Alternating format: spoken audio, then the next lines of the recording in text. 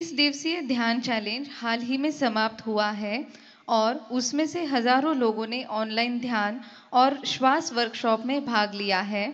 आज के अंग्रेजी, हिंदी और कन्नड़ प्रश्न उन्हीं प्रतिभागियों की ओर से है।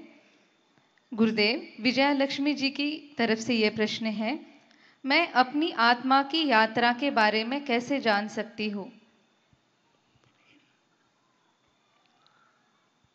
देखिए, आत्मा यात्रा नहीं करती, आत्मा होती है, सब जगह होती है। तो हमारा मन घूमता रहता है। ये इधर उधर घूमने वाले मन को टिकाने पर लगाना ही ध्यान है। और टिकाने पर लगते ही लगता है तुम्हारी यात्रा सफल हो गई। गुरुदेव डॉक्टर वाराणसी दुर्गा प्रसाद जी की तरफ से ये प्रश्न है, ध्यान के अभ्यास से आत्मा परमात्मा से कैसे जुड़ती है? देखो, परमात्मा से तुम अलग हो ही नहीं। भ्रम हो गया कि हम परमात्मा से दूर हैं। तो ध्यान करने से भ्रम मिटता है। तब मालूम पड़ता है परमात्मा तो यही है, अभी है। ये अनुभूति से न हमें सिद्ध होता है, सिर्फ सोचने से, समझने से नहीं। इसलिए ध्यान करें। हाँ, ध्यान करके खाली हो जाओ। जब मन खाली हो जाता है तो परमात्मा में ही होता है। गुरुदेव पवित्रा नायर जी की तरफ से ये प्रश्न है, मैंने हैप्पीनेस प्रोग्राम में सीखा है कि प्रेम जताना और प्रिय बनना बहुत महत्वपूर्ण है, लेकिन उन लोगों से प्यार कैसे करूं जिन लोगों ने मेरे साथ गलत किया है? अच्छा, जो लोग तुमसे गलत किया उनसे प्यार करने की जरूरत नहीं। जबरदस्त तू क्यों लड़ रही है अपने आप से? लड़ो मत। पहले अपने आप से लड़ो मत।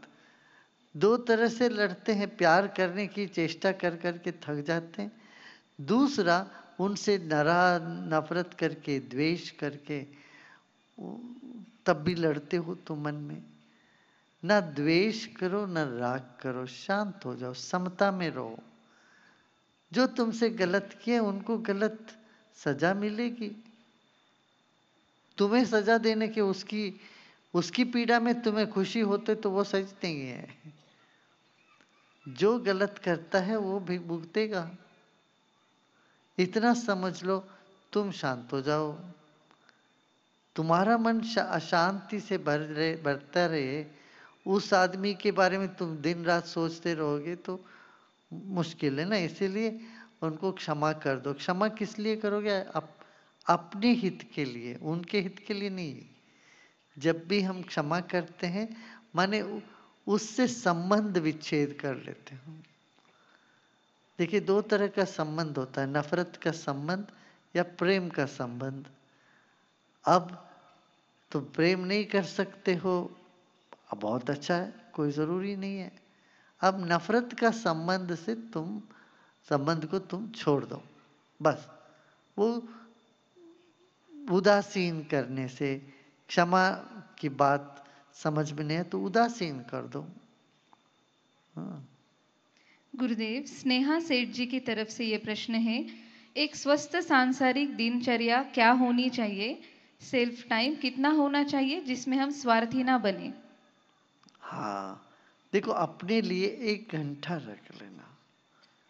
कम से कम 45 मिनट रखो, 1 डेढ़ घंटा अपने लिए रखो साधना के लिए। हो सके तो सुबह 20 मिनट, शाम को 20 में आधा घंटा, इस तरह से रखो। अपने लिए कुछ समय प्रतिनित्य निकालना। अब इसको स्वार्थ नहीं बोलते हैं, इसको परार्थ के लिए अपने आप को मजबूत करना समझो। गुरुदेव अर्चना कर्मोकर जी की तरफ से ये प्रश्न है, मैं 38 साल की हूँ और जल्द से जल्द शादी करना चाहती हूँ। जो प्रस्ताव मैं चुनती हूँ वे आगे नहीं बढ़ते और जो मुझे चुनते हैं मैं उनसे जुड़ नहीं पाती। कृपया बताएं मेरी प्रणय कथा में रुकावट का कारण क्या है? तुम्हारे प्रणय कथा में रुकावट तुम ही हो। इतना चूजी बन जाते हो, इतना तुम चुनने लगते हो। एक महिला ने हमको दिया, मुझे ऐसा पति चाहिए, ये मेरा प्रार्थना है, मेरी प्रार्थना है। क्या? 97 गुण होने चाहिए वो साथ। वो व्यक्ति कैसा होना चाहिए? उसमें 97 और 3 तो बचा 100 के लिए। उतना वो सुंदर होना चाहिए, वो मधुर भाषी होनी चाहिए, वो मजबूत होनी चाहिए, वो ये होना चाहिए, उसको ये पसंद होना चाहिए, वो पसंद। मैंने कहा बाप रे बाप, ऐसे व्यक्ति तो स्वर्ग में भी नहीं मिलेगा। तो धरती की बात तो छोड़ दो, और स्वर्ग में कोई ऐसा व्यक्ति मिल भी जाए, वो भी अप्सरा को खोजेगा, तुम्हें थोड़ी ना चुनेगा, तो तू कुंवारी रह जाएगी। गुरुदेव, गीता किरण पाटिल जी की तरफ से ये प्रश्न है। मैं एक होम्योपैथिक डॉक्टर हूँ और मरीजों को समझते समय अपनी भावनाओं को उनसे अलग कैसे रखूं? कृपया मार्गदर्शन करिए। अरे ये सब झंझट में मत पड़ना, अपनी भावना समझो, उनकी भावना अलग रखो।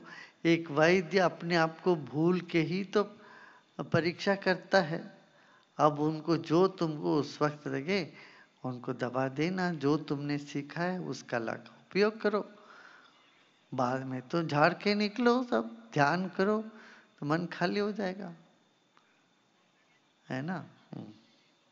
गुरुदेव, संदीप जी की तरफ से ये प्रश्न है। क्या हम अपने जीवन काल में भगवान से मिल सकते हैं? अगर हाँ तो कृपया प्रोसीजर बताइए। भगवान से पूछ रहे हो तुम? अरे पूछ, भगवान कहाँ नहीं है? ये ऐसी बात है। ये बताइए मैं आकाश से कब मिलूं? अरे आकाश के बाहर तुम कहाँ हो? बाहर कोई जगह ही नहीं है। परमात्मा के बाहर कोई जगह हो तो तुम थोड़ा ध्यान करो, इसकी गहराई में उतरो, समझ में आएगा। हमारे शास्त्रों में हमेशा कहते आए हैं घटाकाश और पटाकाश। एक तो घट के अंदर जो आकाश है और जो घट के बाहर जो आकाश है। आकाश तो सब जगह है, घट के अंदर की आकाश जीवात्मा बोलते हम, जीव। कबीरदास का एक दोहा भी है ना, भला हुआ मेरा मटका फूट गया। मैंने तुम थोड़ा ध्यान के अभ्यास में उतरो तो पता चलेगा। शरीर कोई बाधा नहीं है और परमात्मा हमारे में है, भीतर है, बैठा हुआ है। तेरे दिल में उतरो तो सही। दिमाग में जब तक उलझे रहोगे तो परमात्मा नजर नहीं आएगा, परमात्मा ओझल रहेगा। शांत हो जाओ, ध्यान में आओ।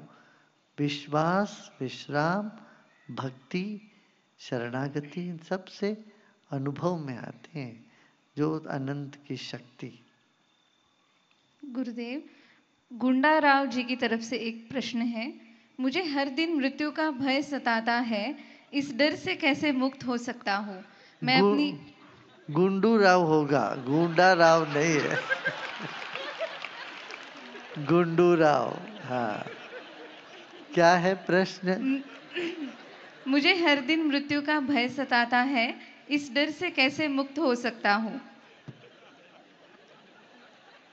गुंडू राव जी, आप जरा ध्यान में उतरते जाइए, क्रिया करिए, सुदर्शन क्रिया आप करोगे ना, आपको लगेगा आपके भीतर से भय भय सब भाग जाएगा। हाँ, अंग्रेजी में।